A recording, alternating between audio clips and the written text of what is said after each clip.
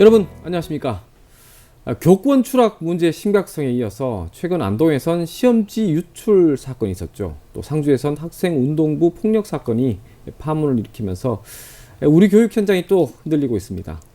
공교육의 신뢰를 지키기 위한 보안 강화, 또 학생들의 인권과 안전을 보장할 대책이 절실하다는 목소리가 다시 높아지고 있는데요. 여기에 더해서 학부모의 역할과 교권 존중, 그리고 AI 시대를 준비하는 디지털 교육까지 지금 교육 현장은 풀어야 할 숙제가 산적해 있는데, 오늘 장효수의 파워 인터뷰에서는 모처럼 교육 현안들의 해법을 모색해보는 시간으로 꾸며볼까 합니다. 경상북도의회 교육위원회 소속이죠. 김희수 의원님과 이 시간 함께합니다. 네, 의원님 오랜만에 뵙겠습니다. 환영합니다. 네, 현장에서 늘 왕성하게 활동하고 계신데 이 자리를 빌어서 인사 한번 해주시죠. 예. 안녕하십니까. 경상북도의 교육위원회 소속 포항 출신 도의원 김희수입니다. 제2대 경상북도에 입성한 지도 벌써 임기 후반부에 접어들었습니다. 요즘도 지역 의정 활동과 또 지역 현안을 챙기느라 바쁘게 지내고 있습니다. 특히 교육위원회 활동을 통해서 우리 아이들의 교육 환경을 어떻게 더 안전하고 쾌적하게 만들 수 있을지 많은 고민과 노력을 하고 있습니다.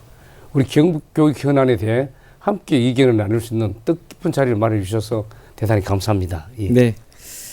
자, 이게 참 웃으면서 시작했지만 오늘 다룰 현안들이 좀 무겁습니다. 교육 현안들이 사실 교육 현안들이라는 게 가벼울 수 없는 주제 아니겠습니까? 그렇죠. 예.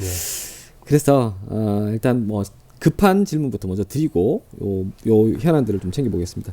예. 최근에 안동에서 발생한 시험지 유출 사건, 사실 이게 굉장히 큰 충격이었고, 그렇죠. 또 학생들의 상실감이 좀 컸던 그런 사건이었는데, 그래서 도의회 교육위원회가 긴급 간담회를 열고요, 또 학부모 간담회도 열어서 신속 대응을 했는데, 자, 이 사안을 매우 심각하게 받아들였던 의원님 어떻게 보셨습니까?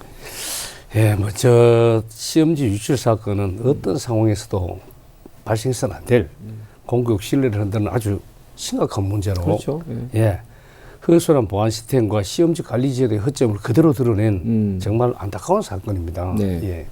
그리고 우리 대한민국 교육의 표준을 지향하는, 특히 경상북도 교육청에서 이런 일이 일어났을 때 교육을 담당하는 한 축의 교육위원으로서 안타까움을 넘어서 허탈함까지 생길 정도로 정말 참 심각한 문제다 그 생각하고, 이 재발 방지를 위해서 이제 보안 절차를 강화할 뿐만 아니고 또 이거 단순 교사들의 양심이 맡긴다거나 이게 아닌 이 행위를 저지른 학생이나 학부모나 교사들에 대한 형사처벌은 당연한 것이고 민사처벌까지도 해야 될 필요가 있지 않느냐. 그만큼 상실감이 크니까, 그죠? 그렇죠.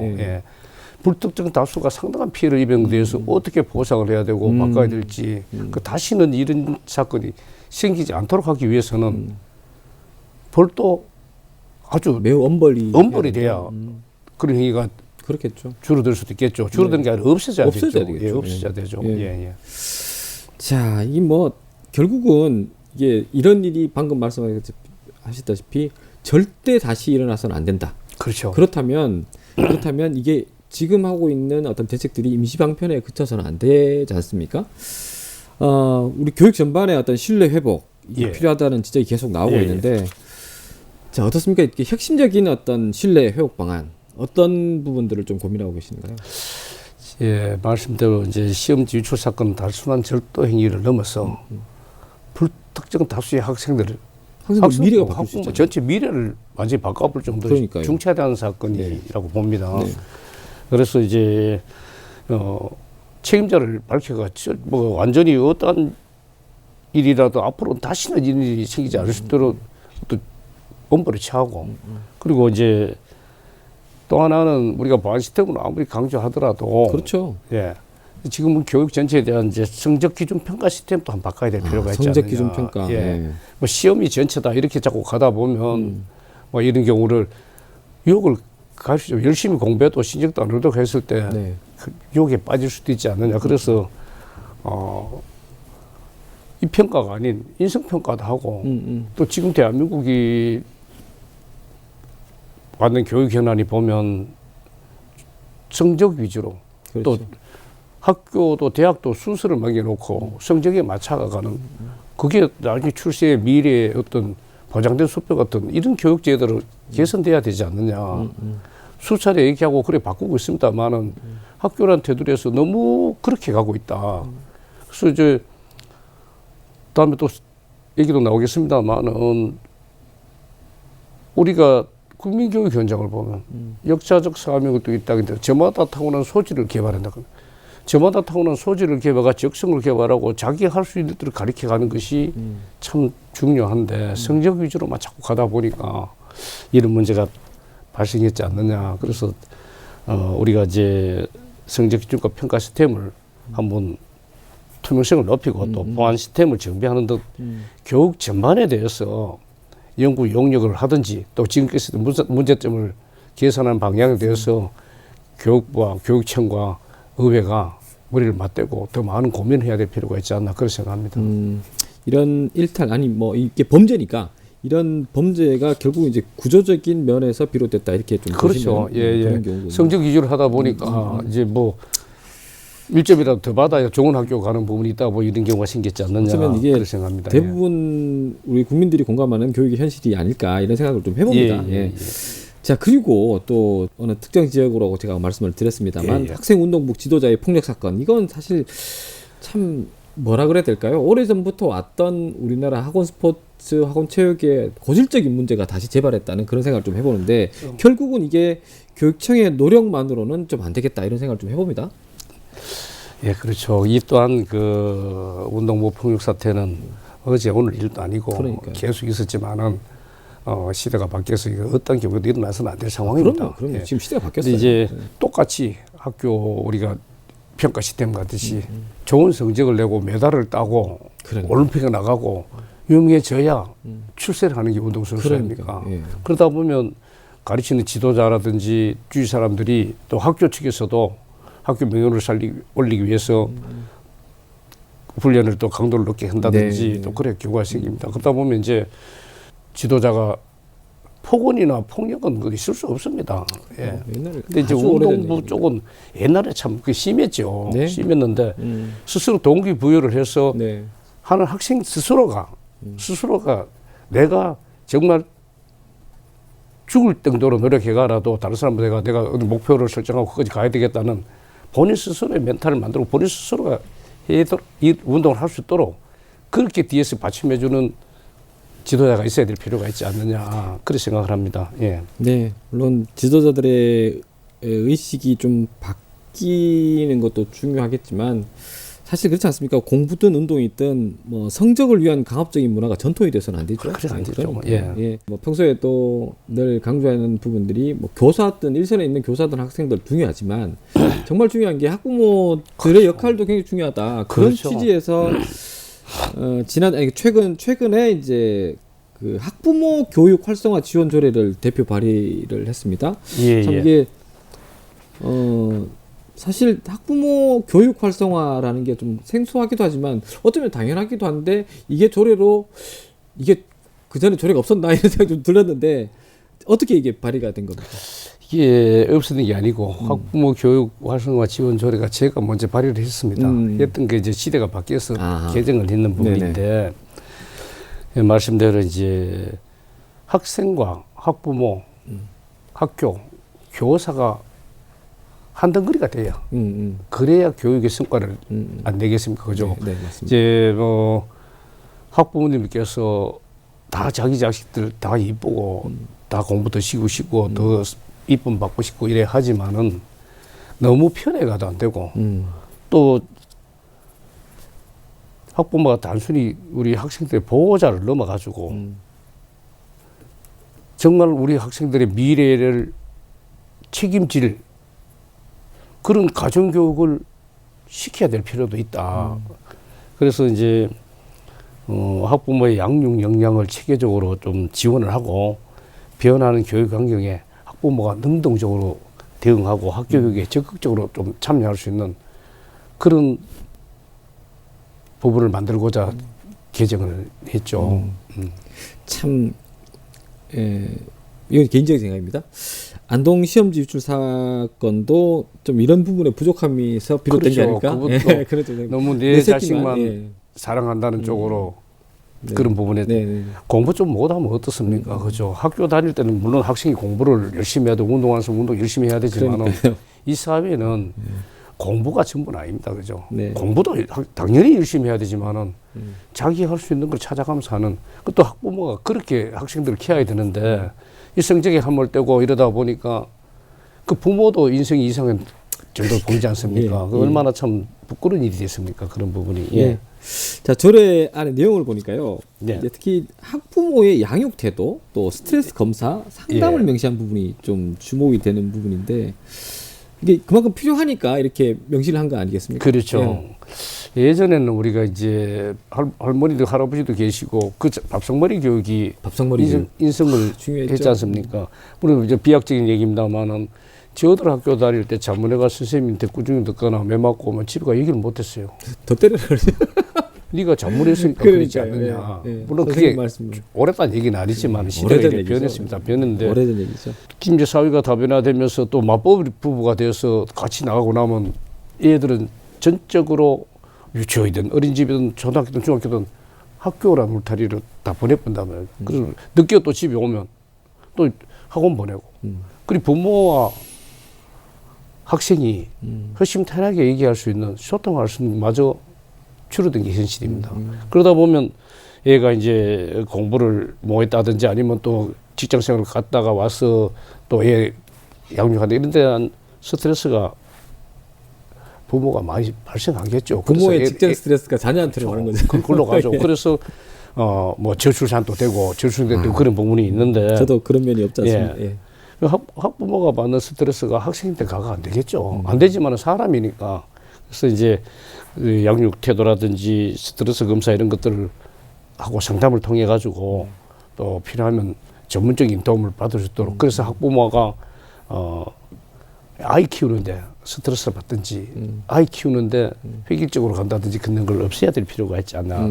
그래서 이제 이렇게 제안을 했습니다. 그래서 뭐 지금 조례가 발의가 되고 일부 참 괜찮다. 뭐 반응 좋은 반응도 지금 받고 있습니다. 예. 그리고요. 그 안에 이제 사실 참 이건 우리 사회 교육에 참 큰 문제라고 볼 수 있는데 이 교권 추락 때문에 이런 내용들이 좀 포함된 거 아닌가 이렇게 생각을 해보는데요. 교원에 대한 신뢰, 또 존중 교육 이게 좀 포함이 되더라고요. 이제 그것도 물론 근데 정말 교사를 존중하고 선생님답게 이제 대우해달라 이런 취지 아니겠습니까? 예.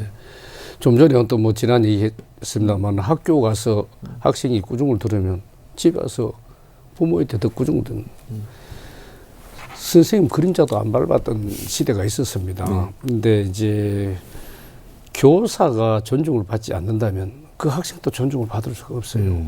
그래서 가르치는 입장에서 학교란 것이 단지 학습만 가르치는 게 아니지 않습니까? 그럼요. 미성숙된 인격체를 학교라는 울타리, 학원에 뭐 유치원이란 어린이집이란 이 과정을 통해서 나중에 성인이 돼서 이 사회생활을 나갈 때 성숙한 인격체로 사회생활을 해야 할 수 있는 과정을 가르치는 게 학교 아닙니까? 그죠? 학습 플러스. 네.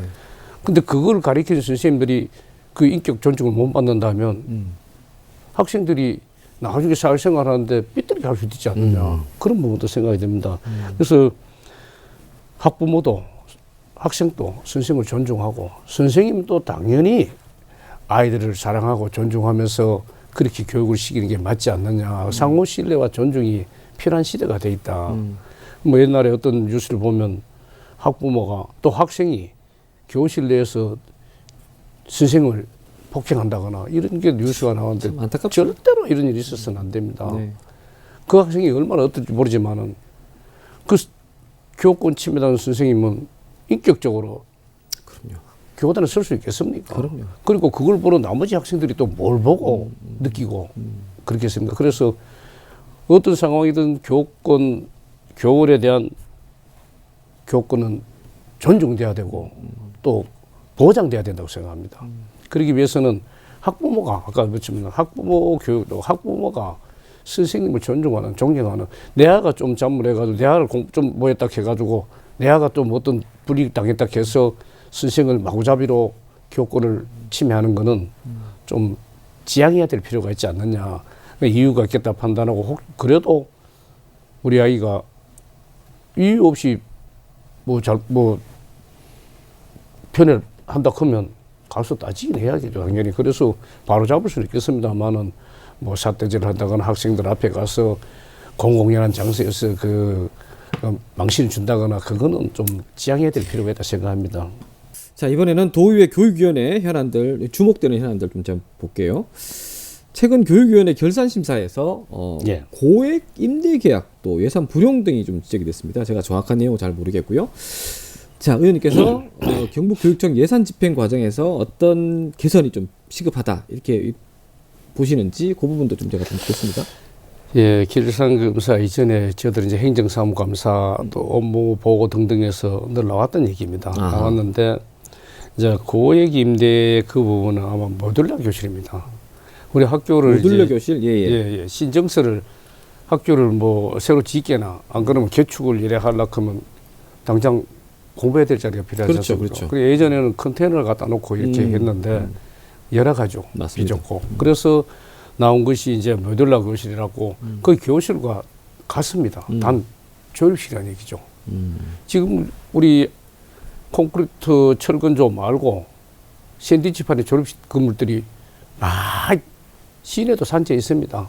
네. 그런 부분인데 거의 교실보다 오히려 쾌적하고 이런 걸 지어서 거기서 임시로 아이들이 공부하는 동안에 이제 개축을 하든지 신축을 하고 다 되면 이제 옮기는 걸 이렇게 했는데 그 모듈러 교실이 조립식으로서 다시 나중에 재활용 다시 두 번, 세 번 임대해야 될 부분이 있는데도 불구하고 첫 임대료가 제작비에 가까이 차라리 지는 게 맞다. 그렇죠. 그래 되니까 이 업체에서는 그 당시는 업체도 많이 없었고 이 한 번 임대하면 제작비가 두 번, 세 번 임대할 때는 그게 전부 이익이 된다면 엄밀하면 건물을 두 개 짓는 거랑 비슷하다. 예, 그렇죠. 그러니까 임대료가 비싸지 않느냐. 예를 들어 전세금이 아파트 전세금이나 매매금이 같은 개념으로. 그럼 학교 같은 경우에서 우리 임대 같으면 그 업체도 두 번 정도는 쓰고 세 번째부터 이익이 된다든지 이렇게 돼야 되는데 물론 조립하고 해체하고 부분이 있습니다. 있지만은 그래서 이제 보수해야 될 부분이 있지만은 그게 너무 임대로 쓰기에는 비쌌다. 그런 게 지적이 되고 작년 저작년부터 그 모듈러 교실 임대료가 대폭 내려왔습니다. 그 교육이 있으면서 계속 낮았고 해서 처음보다 한 50% 이상 임대료가 많이 내렸네요. 내려왔죠. 왜냐하면 이제 업체도 더 생기고 많이 그리고 또 이 부분에 대해서 우리가 교실을 짓고 이런 부분에 뭐 지금 얘기를 계속 해야 될지 모르겠습니다만은 편향돼서 학교 교실은 네모 바닥하고 몇 층이고 왜 교실을 딱 그렇게 했나? 예전에 학생이 많고 교실이 부족할 때는 구조 공간 구조상 네모 바닥한 게 공부하기 편했습니다. 그런데 지금 학생 수가 그때는 70명 정도였고 지금은 20명 내외거든요. 그러면 교실을 조그맣게 만들 수도 있고 육각을 만들 수도 있고 그래서 창의력을 발휘할 수 있는 공간을 만들어줄 필요도 있고 그러려면 이게 철근 콘크리트 보다가 조립식으로 할 필요도 있었다. 그래서 임대 모듈러 교실 자체를 영구적인 교실 그래도 40년 쓴단 말입니다. 일반 우리 철근 콘크리트도 내구 연한이 40년인데 일반 우리 샌드위치 조립식 판넬 건물도 40년 넘어가요. 아무 문제 없어요. 그런 부분도 우리가 전면적으로 검토할 필요가 있지 않느냐 그런 생각이 들고 그다음에 이제 예산 불용은 제가 교육이 아니고 2010년 초선 때부터 얘기했던 부분입니다. 근데 이 부분은 비단 우리 경상북도 교육청 말고 조사를 해보니까 대한민국 전체 교육청의 문제인데 그때 당시에 제가 조사를 하니까 경상북도 교육청에 내려간 예산 불용이 2조에서 3조가 됩니다. 그 예산을 잡아놓고 안 썼다는 거죠. 그렇죠. 우리 경상북도에 체일이 많을 때가 1,800억 정도 됐어요. 근데 지금은 900억, 800억 내려왔는데 예산을 편성해 놓고 일반 우리 행정기관 같으면 그걸 쓸 부분이 여러 개인데 이건 이제 교육청 같이 학교로 내려갑니다. 내려가면 여러 가지 생기죠. 설계부터 시작해 여러 가지 있고 이러다 보니까 행정이 뒷받침이 못 되는 경우가 내가 발주를 못 내는 경우도 생기고 또 이제 예산을 확보해 놨으니까 원래 못하면 내년에 해야지 그러면서 미루는 경우도 생기고 내년에 해야 할 것 같으면 내년에 신청을 하면 되는데 예산 욕심에 먼저 확보를 해놓고 집행을 안 했단 말입니다. 근데 이제 이 부분이 이 올라갈 때는 명시 올라 넘어갑니다. 근데 그렇지 않은 부분이 있다는 얘기죠. 그렇겠죠. 아예 처음부터 필요치 않는 예산들이 편성됐다가 나중에 결국 그대로 불용이 가는 부분이 제가 조사를 하니까 대한민국 전체 교육청을 하실 때 그 정도가 돼요. 그 정도 같으면 큰 사업을 할 수 있는 사업이. 그럼 교육청마다 교육부 예산 확보만 하고 집행을 안 했다는 얘기죠. 그래서 그 부분을 이제 제가 주장했던 부분은 추경에 번개를 농가서 전반기 정도의 예산을 편성했던 예산들이 하반기에 집행이 안 될 것 같으면 예산 전용하라는 얘기죠. 전용해서 다른 사업으로 쓰고 또 그래서 정리 추경이 하다 보면 그만큼 불용이 줄어들지 않느냐. 그만큼 우리 학생들이 좋은 환경에서 공부할 수 있는 예산이 투입이 되는데 네. 교육지원청마다 학교마다 예산 확보해놓고 앉아있다 이거죠. 확보만 해놓고. 확보. 그다음에 근데 그 이월은 이보다 엄청 많습니다. 근데 그 과정에서도 또 쓸데없는 일들이 생겨보면 결국 반납해야 된다. 네. 그래서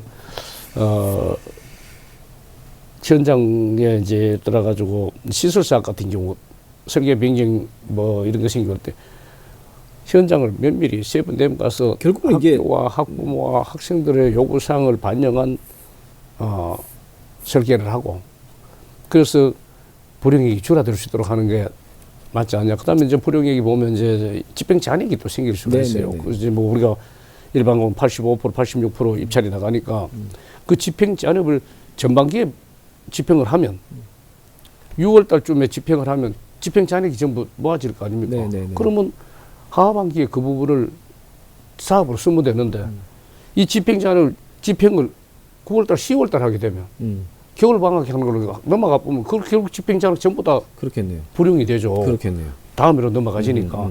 그래서 어차피 우리가 예산을 연초에 준단 말입니다. 연초에 주면 원래 예산 편성이 연초에 늘어가면 그게 3월 달에서 6월 달쯤에 예산이 집행될 수 있도록 그래서 그리고 최하 여름 방학에는 일이 다 진행될 수 있도록 해야 될 필요가 다 그렇진 않지만은 그래서 불용을 줄여야 될 필요가 있다 그런 생각을 합니다. 결국은 현장과 현안을 보다 좀 꼼꼼히 들여다봐야 된다 이런 말 아니겠습니까? 네, 그렇습니다. 실제 우리가 이제 어떤 사업을 하면 설계부터 나갑니다. 설계가 나가고 그 이제 임시 설계하고 실시 설계하고 발주를 내고 입찰을 보내고 이제 공사를 시공을 하는데 사실 우리 그 교육청에는 직원이 부족해요. 뭐 교육지원청당 이할 수 있는 정해져 있고 또 일선학교에 뭐 행정시 다 있습니다만은 사업에 비해서 좀 인원이 부족하지 않나 그런 부분도 있는데 설계업체에 보내면 그 설계업체가 고객 만족을 위해서 학교 가서 한번 보고 와가지고 자기 생각 설계할 게 아닌 2번, 3번 가가지고 아까 얘기했습니다만은 학생과 학부모와 교장 선생과 또 나아가자면 큰 사업이면 동창회까지 아우르는 그런 민원들을 가지고 오다 보면 나중에 설계 비용이 줄어든다는 얘기죠. 지금 내가 내 부정대로 한 번 갔다가 설명회 한 번 하고 난 뒤에 설계를 하고 나면 공사하는 과정에 또 이 말하고 저 말하고 저 말하고 이럴 수도 있고 또 하나는 이 설계업체가 책임 설계를 할 수 없는 기술력이 부족한다거나 뭐 자본력이 부족한 업체는 거의 학교도 거의 가지 않는다 이거죠. 그래서 지난번 행정사무소에서 지역의 부분이 있는데 어디라고 얘기하는 그렇습니다만은 일단 이제 지분 개체 공사를 한단 말입니다. 지분 개체 공사를 했을 때는 안전 이런 것과 지자체가 협의를 해야 되는데 그걸 하지 않고 했다가 착공계를 냈을 때 못 아들했다 이거죠. 네. 그래서 그 공사를 2월 시기에 다음에 할 때 지붕을 열어놓고 태풍이 왔다. 그래서 마루에 포장지를 덮었지만 결국 마루가 다 젖어가지고 다 뜯어내는 그거는 저는 설계의 100% 잘못이라고. 자, 크레인 기중기를 씁시다. 설계 25톤 됐다. 근데 설계병이 50톤 했다. 그럼 처음에 설계할 때 그 중량을 봐서 기중기를 했단 말입니다. 맞습니다. 그럼 왜 이게 변했느냐? 25톤 기중기를 대면 거리가 어떤 각도가 있습니다. 근데 이 차가 못 들어간다는 얘기죠. 그러면 멀리서 뜨게 되면 각도 때문에 더 톤수가 이것이 어떻게 설계 변경 사유가 되느냐. 설계할 때 그렇게 안 했더라면 이런 일이 안 생긴다는 얘기죠. 그래서 이런 부분들을 이렇게 유체가 보면 설계 업체의 역할이 참 크다. 네. 그래서 그런 업체들은 나중에 입찰 제재를 시키든지 또 설계가 끝나고 나면 감리가 제대로 된 감리를 하면 철저하게 감리를 해야 된다. 예. 그럼 이런 부분이 안 생긴다는 얘기죠. 그래서 설계와 그렇죠, 감리에 대해서 우리 직원들이 다 볼 수가 없어요. 어차피 설계 맡기고 감리 맡기니까. 그래서 설계와 감리 업체에 대해서 정말 그 실력 있고 능력 있는 업체를 선별해 가지고 입찰을 시키고 또 이런 문제가 생긴 업체는 제재를 해서 다음 입찰이 못 들어오도록 할 필요도 있지 않느냐 그런 생각을 합니다. 고스란히 예산이 낭비되는 사례니까. 그렇죠. 그리고 필요치 않는 예산들이 낭비가 되고 또 그 공기 내에 못하니까 우리 애들은 그만큼 또 피해를 보는 거죠. 학생들은 피해를 보게 되고. 예. 돈은 돈대로 시간대로. 네, 이런 관련 뉴스들을 제가 전국적으로 좀 많이 본 것 같아요. 학기 초나 학기 이제 새 학기가 시작되는데 공사는 안 됐고. 자, 이제는 미래형으로 좀 가보겠습니다. 지금 물론 기업들도 마찬가지고 방송국도 마찬가지지만 모든 게 AI, 디지털 이게 대세입니다. 교육도 마찬가지지 않습니까? 그렇죠. 그래서 의원님께서 디지털 역량 강화 조례 이걸 또 발의를 했었고 이 조례가 이제 현장 교육에서도 어떻게 좀 반영이 돼야 된다고 보십니까? 예, 뭐 저도 나이 그러니까 AI나 디지털에 많이 약합니다. 네. 요즘 젊은 애들이 학교에서 그럴 겁니다. 아마 학생들보다 선생님이 이런 부분이 약할 수도 있어요. 그럼요. 우리 애들이 너무 빨리 지내니까. 근데 이제 디지털 시대는 옛날처럼 우리 뭐 안김하고 뭐 이런 게 아니고 어떻게 활용하느냐에 따라가 경쟁이 발생하지 않습니까? 네. 그럼 그 활용 과정이고 또 애들이 접근하는 과정이고 너무 많은 광범위한 여러 사업들이 정보가 넘쳐나니까 확인되지 않는 정보에 우리 애들이 함몰돼서 잘못된 정보도 또 잘못된 행동을 할 수 있는 부분이 AI 시대에 많이 발생할 수 있다. 그래서 이제 앞으로 이런 부분이 갈수록 심해지지 않겠나. 그래서 우리가 아이들이 이제 정보를 이해하고 주체적으로 취사 선택할 수 있는 그러니까 비판도 수용할 수 있는 그런 부분들을 해나가자고 조례를 개정했고 또 고령청에 지금 제가 있습니다만은 이쪽이 아닙니다만은 본청으로 고령 천하도시 조성 지원 조례에도 이 부분이 들어가 있습니다. 디테일 기계를 활용하고 또 디테일 기계에 대해서 갈 수 있는 부분들이 너무 이제 조성간에도 너무 차이가 나니까 얘들하고 대화도 안 되지 않습니까? 할아버지하고 손자하고 얘기하면 디테일이나 AI가 얘기하면 대화 자체가 안 되니까 국민 모두가 도민 모두가 이 부분에 좀 공부를 해야 된다. 교육을 받아야 될 필요가 있다. 그래서 이제 했고 또 어른들도 그렇습니다. 조금 접근하다 보면 이거 넘쳐나는 정보 홍수에 대응하는 법이 나올 수 있거든요. 그래서 지금 뭐 보시피싱도 걸려보고 뭐 열어가지고 오염도 되고 하니까네 그런 부분도 뭐 일부분입니다만은 그런 부분도 보완하기 위해서 디지털 교육은 필요하지 않느냐 그렇게 생각해서 조례를 제정했습니다. 뭐 그렇다면 그런 디지털 교육이 만큼 또 어떤 정서 교육도 이렇게 균형을 맞춰가야 되지 않겠습니까? 그렇죠. 뭐 디지털이든 AI든 시대가 자꾸 바뀌어갑니다만은 이런 기술들은 우리가 살아가는데 필요한 도구지.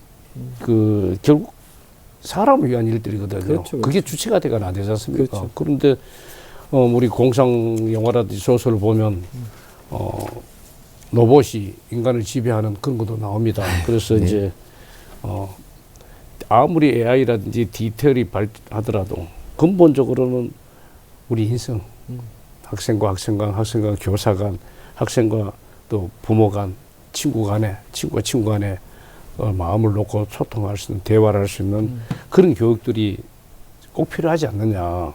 AI가 발달하면 할수록 인성이 더 중요시되는, 그래서 이제 기술과 인성이 조화된 그런 사회가 가장 바람직한 사회가 되지 않겠나. 그래서 이제 기술 정서를 균형 있게 조화롭게 해야 될 필요가 있다. 뭐 그런 생각을 합니다. 네, 그리고요, 참, 이게 인구 소멸도 큰 문제이지만, 이제 학령 인구 감소, 이게 농어촌 지역에서 계속 학교 통폐합이 이루어지고 있지 않습니까? 어차피 학생들이 없으니까.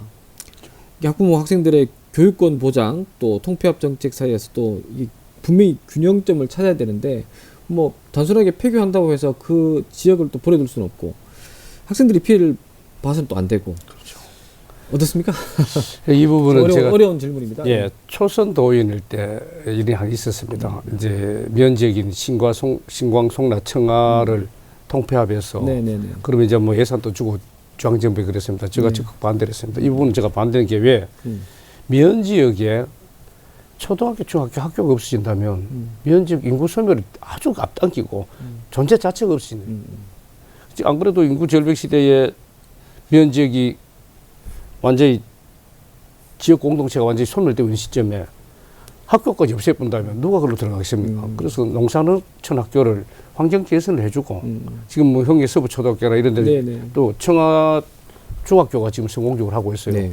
그렇게 해서 많은 예산 투구가 외부에 도시에 있는 학생들이 농산지 그 문제는 이제 지금 등하교를 개인이 학생들이 부담하고 하는 경우가 생겨요. 이런 부분들을 우리가 지원을 해줘서 학생들이 자기가 가고 싶은 농산어촌 학교에 가서 아주 뜻을 피우고 공부할 수 있도록 하고 그것을 우리가 적어도 등하교를 지원해 주시는 분이 필요하지 않느냐. 현재는 그렇지 않다 얘기죠. 그래서 농산어촌 학교는 무조건 존치돼야 되고 거기에 학생들이 많이 한계가 있으니까 도해지에 있는 학생들이 그거 공부할 수 있는 제도적 받침과 예산을 지원해 줘야 되지 않겠나 이렇게 생각을 합니다. 예, 예. 네. 예.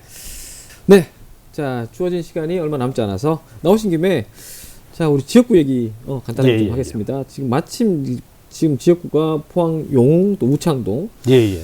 말 그대로 포항의 교통, 주거 또 교육 이게 중심지인데 의원님께서 보실 때 우리 지역구에 가장 좀 시급한 현안은 어떤 게 있는지 또 이걸 또 어떻게 풀어갈 것인지 우리 방송 보시는 주민들께 한 말씀 가장 큰 부분이 제 지역구 우연사거리 교통체증 현장입니다.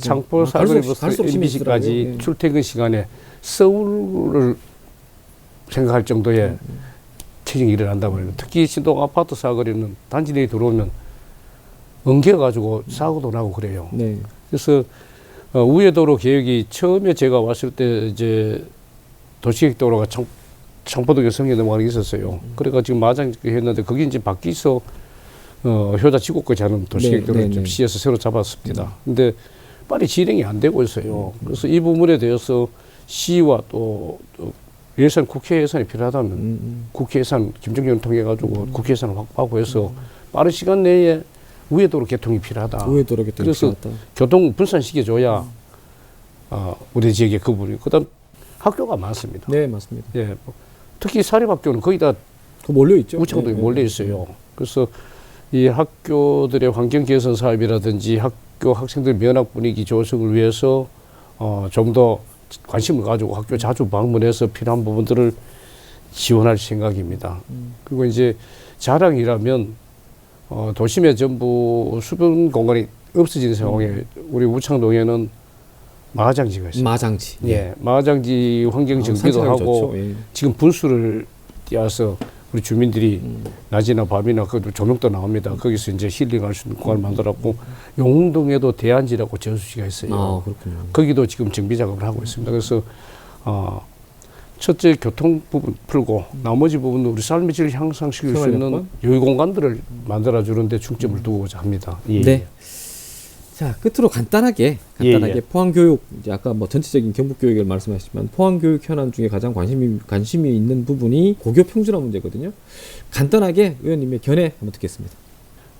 처음에 고교 평준화를 시도할 때는 우리 말고 전체가 뭐 평준하다 이런 분위기에 갔는데 그 부분에 대한 부작용이 지금 많이 나타나고 있어요. 있고 아까 학생들이 뭐 성적순이 아니다 그랬지만은 공부만 열심히 하겠다는 학생들은 공부를 열심히 하는 쪽 학교로 몰아주고 또 뭐 자기 개발을 위해 특수화 쪽은 특수화 쪽 이렇게 풀어줘야 되는데 전부 이렇게 배분을 해놓고 나면 이제 그거 가지고 또 학교 위시 나옵니다. 우리 학교가 뭐 대학 어느 대학에 몇 명 보낸다고 이렇게 가서 필요치 않는 경쟁도 생긴다 그죠. 그래서 고교 평준화의 지금까지 어떤 장점과 또 단점을 잘 찾아내서 지금 연구 영역도 하고 있습니다. 근데 찾아내서 절충점을 가지고 가야 되지 않나. 계속 그 평준화를 주장하는 것도 옳지 않다. 그리고 옛날처럼 그냥 또 이렇게 돌아가도 옳지 않다. 그러니까 아마 조만간에 그 교육청에서 연구 용역이라도 했던 부분을 가지고 방향을 잡을 것은 그리고 의회에서도 다시 검토를 해서 포항 교육이 공교육으로서 평준화를 유지할 것인지 아니면 보완점을 바꿀 것인지에 대해서 한번 더 고민을 하고 검토를 하겠습니다. 예. 네, 어떤 결론이 났든 다시 한번 살펴볼 필요는 있다. 그렇죠. 이렇게 정리하겠습니다. 예, 예. 자, 오늘 그 여러 가지 교육 현안들에 대해서 좀 심도 있는 말씀을 해주셔가지고 너무 고맙고요. 예. 자, 끝으로 우리 나오신 김에 앞으로 남아있는 활동들 각오 한번 듣고 이 시간 마무리하겠습니다. 예. 고맙습니다. 저는 주민들 여러분 덕분에 사선도인으로서 참 원칙과 소실을 가지고 지금까지 여정 활동을 잘 해왔습니다. 앞으로도 생태, 교육, 복지 등 우리 도민의 삶의 질을 높일 수 있는 현장 중심의 여정을 이어가겠습니다. 무엇보다도 지역민들의 뜻을 최우수로 삼고 지역민들의 삶을 실질적으로 변화시킬 수 있는 살아있는 정책들을 만드는 데 최선을 다하겠습니다. 변함없는 지지와 응원을 보내주신 모든 분들께 정말 깊은 감사의 말씀드리며 무더운 날씨에 건강 조심하십시오. 고맙습니다. 앞으로 많은 응원을 부탁드립니다. 네, 오늘 말씀 고맙습니다. 예. 네, 교육은 한 세대가 아닌 다음 세대의 미래를 여는 열쇠입니다. 시험 지출이나 운동부 폭력 같은 문제는 반드시 근절해야 하고 변화하는 시대에 맞는 교육 제도도 서둘러 준비해야 합니다. 아이 한 명 한 명의 소질과 적성을 살리는 맞춤형 교육이야말로 경북교육의 경쟁력을 높이는 길이 되겠죠. 도민의 삶 속으로 들어가는 현장 중심의 의정, 그리고 또 우리 아이들의 안전과 성장을 위한 정책들이 실현되길 기대해 보겠습니다. 정세 포함 인터뷰 오늘 준비한 수는 여기까지입니다. 함께해 주신 여러분 고맙습니다.